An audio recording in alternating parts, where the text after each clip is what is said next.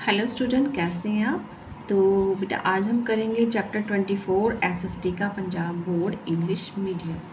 तो उसमें back exercise करेंगे। नंबर 1 पे है फिलिप्स में dash fundamental rights has been included in the constitution of India. जो भारत का संविधान है उसमें 6 जो हैं यानी कि 6 फंडामेंटल राइट्स जो है इंक्लूडेड है। ठीक है, तो मतलब कि ये अधिकार होते हैं, ठीक है, राइट्स होते हैं।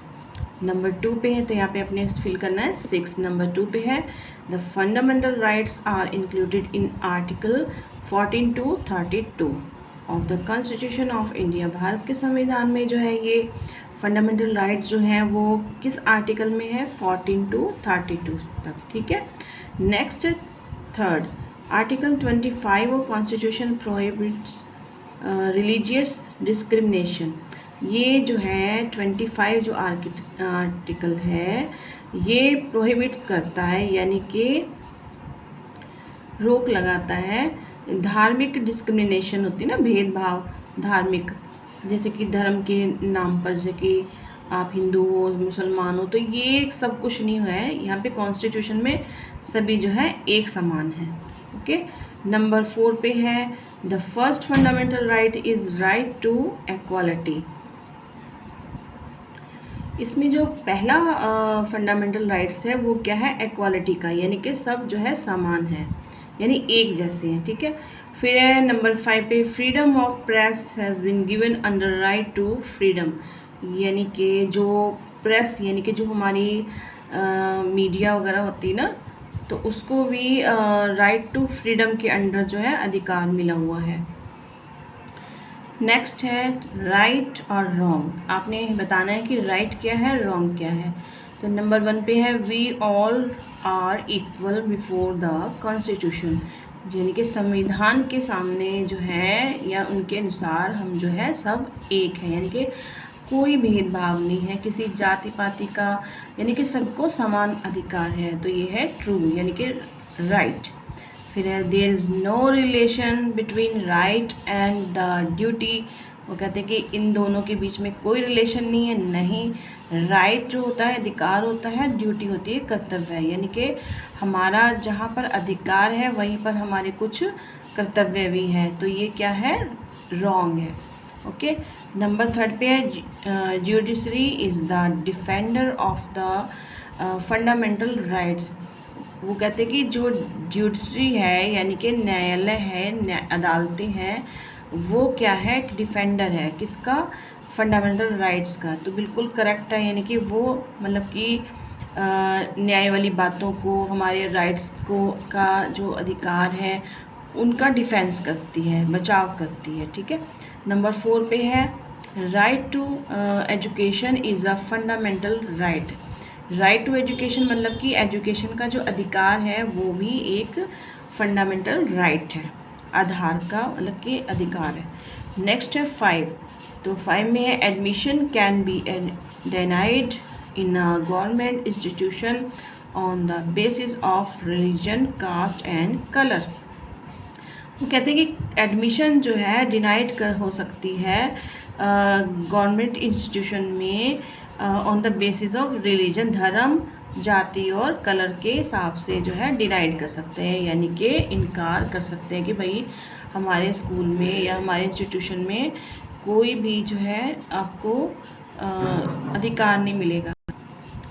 फिर है आपका एमसीक्यू। एमसीक्यू में है from which class is the right to free and compulsory education implemented, मतलब कौन सी क्लास तक जो है फ्री एजुकेशन कंपल्सरी है, तो वो है 8th क्लास। ठीक है, तो यहाँ पे 8th आपने टिक लगाना है। नंबर 10 पे है नंबर 2 पे है under which right to the selling of man prohibited, मतलब कि जो मैन का सेलिंग होता है यानी कि खरीद फरोख्त होती है ना, जैसे कि खरीदते हैं कई लोग, गुलाम बना लेते हैं। ठीक है, तो उसमें कौन सा राइट है, किस राइट के अंदर उसको मना किया गया है, तो वो है राइट अगेंस्ट एक्सप्लॉयटेशन। ठीक है, तो जैसे कि एक्सप्लॉयटेशन का मतलब क्या होता है, शोषण करना। ठीक है, नेक्स्ट थर्ड है since when is the right to education has been implemented in India. तो वो है 1 अप्रैल को जो है 2010 को राइट टू एजुकेशन जो है उसका इम्प्लीमेंटेड हुआ था, यानी कि शामिल हुआ था, एक तरह से कानून बना था इसका। ओके, नेक्स्ट नंबर 4 पे है, under which article of the constitution does the right to education fall to, वो है आर्टिकल 21A। तो 21A में जो है राइट टू एजुकेशन जो है इंक्लूडेड है, यानी कि वो उसका आर्टिकल है। तो ये आपका बैक एक्सरसाइज है। आई होप आपको ये अच्छी लगी होगी। अगर आपको ये कोई भी प्रॉब्लम है, कोई समझ नहीं आई होगी, तो आप मुझे कमेंट करके पूछ सकते हैं, ठीक है। तो अगर ये वीडियो अच्छी लगी हो तो लाइक करना, और नेक्स्ट वीडियो के लिए मेरे चैनल को सब्सक्राइब करना please. Thank you so much. और बच्चों, मैंने आपको एक बात समझानी थी कि जैसे कि हमारे कॉन्स्टिट्यूशन में हमें अधिकार मिले हैं, कुछ कर्तव्य मिले हैं, ड्यूटीज़ मिली हैं। तो अभी तो आप जैसे कि अभी छोटे हो, लेकिन 8th क्लास में हो, इतने भी छोटे नहीं हो कि आप बात को ना समझो, क्योंकि आपको देखो कितना इम्पोर्टेंट चैप्टर पढ़ाया जा रहा है। तो इसमें ये है कि जो हमें राइट्स मिले ना, अधिकार मिले हैं, उसका पूरा हमें प्रयोग करना चाहिए, यूज़ में लाना चाहिए।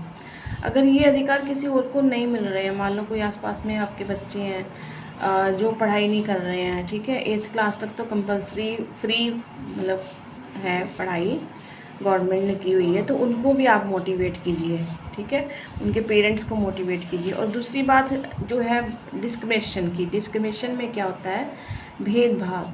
हमने आपस में कभी भी कोई भेदभाव नहीं रखना है, ये छोटा है, बड़ा है, ये इस जाति का है, ये उस जाति का, ये धर्म का है, कुछ भी है बेटा, आप हमारे देश के भविष्य हो, ठीक है। हमारे जो लीडर्स हैं, तो कुछ लीडर हैं ऐसे हैं कि जो मतलब कि हमें धर्म के नाम पे लड़ाते रहते हैं और खुद जो है उस पे रोटियां सेकते हैं। तो ऐसा काम हमने बिल्कुल नहीं करना, ना ही हम लोगों ने इस तरफ ध्यान देना है। अच्छे लोग, जो पढ़े लिखे लोग हैं, जो पढ़े लिखे नहीं भी, वो भी नहीं कई बार इस बात पे ध्यान देते हैं, सिर्फ वो जीते हैं और जीने देते हैं, ठीक है। तो आप लोगों ने भी ऐसे ही करना है, क्योंकि आपको देखो इसीलिए ये चैप्टर पढ़ाए जाते हैं, ताकि आप मतलब कि आपको ज्ञान हो, कोई नॉलेज हो। लेकिन होता क्या है, बड़े होके ये सब भूल जाते हैं, ठीक है। तो हमने ये सब भूलना नहीं है। ये नहीं कि हमने नंबरों के लिए पास होना है, नंबर हमने लाने याद करके, इसको पढ़ के, नहीं, हमने अपनी लाइफ में भी अच्छे नंबर लाने हैं, ठीक है। आई होप आपको समझ लग गई होगी मेरी बात, मैं क्या कहना चाहती हूँ, कि आपको जो भी चैप्टर पढ़ाया जाता है, चाहे अच्छी बात है, ठीक है, तो आपने उसको समझना है, समझ के पढ़ना है, नॉलेज आपने बढ़ानी है। Okay, thank you so much, bye bye, take care.